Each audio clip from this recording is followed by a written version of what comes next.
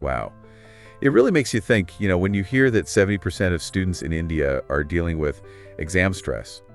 And then here in the US, like 1 in 5 of us are feeling anxious at work. Yeah, it's a lot. It is. So we're going to take a deep dive today looking at how anxiety shows up, for students and professionals around the world. And we've got some really interesting research from the US, India, Australia, and Canada. I think what's so fascinating is how where you live and the culture, really impacts what you worry about. Absolutely, yeah. So let's start with India. I was blown away by some of this research on how intense the pressure is around exams.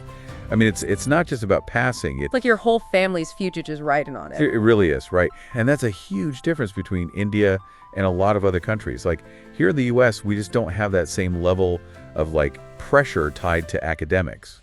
And in India, doing well in school, it can really determine your social standing, your career path.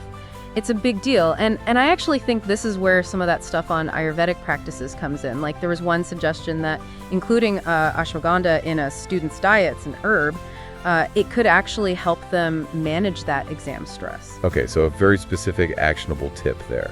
I'm curious though, how does that kind of pressure compare to what we're seeing in the US and Canada? Because my sense is that anxiety here stems more from work-life balance issues and that constant pressure of social media, right? Yeah, I mean, it's a different type of stress for sure, but it's just as intense in its own way.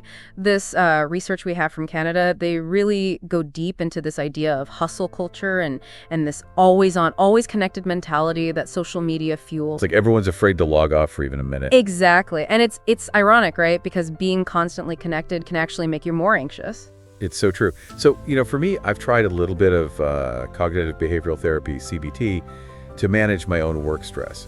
And it's actually been pretty helpful in kind of reframing those negative thoughts that always pop up when I feel overwhelmed. I wonder, do you think CBT could help in those high-pressure environments like we see in India? Absolutely. CBT is all about, first identifying those thought patterns that are feeding the anxiety and then giving you practical tools to challenge those thoughts and create new ones. So it's not about changing, the external pressures, but about how you respond to them. Right. That makes a lot of sense. So what about Australia? I mean, the research you sent over paints a pretty striking picture of loneliness as a major stressor there. Yeah. Australia's got this unique set of challenges. The rise of remote work and study has definitely contributed to a real feeling of loneliness, especially for people who are, already isolated geographically. And they're actually doing some pretty cool stuff to address it, like community-based programs specifically designed to combat social isolation. See, this is what I find so interesting. Each culture develops its own unique solutions. But maybe we can learn from each other a little, right? Could those Australian programs be adapted for remote workers in the US who are, feeling burned out and isolated? I don't see why not. I mean, and think about applying those Ayurvedic principles, like focusing on a calmer, more balanced lifestyle. That could be a game changer for people in North America who are, feeling frazzled from constantly hustling. Yeah, it's like this global exchange of wellness wisdom, right? Totally. And at the end of the day, it's not about finding one size-fits-all solution.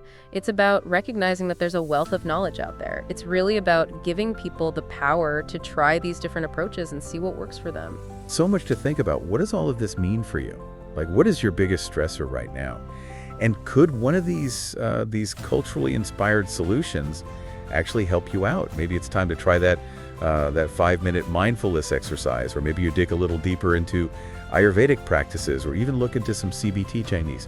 Whatever you choose, remember, you're not alone in this, and there's a ton of support and strategies out there to help you. Absolutely. Thanks for joining us for this deep dive, and don't forget to share this with your friends, especially those in the US, India, Australia, or Canada. Let's make mental health a global conversation. Definitely. It's a conversation worth having.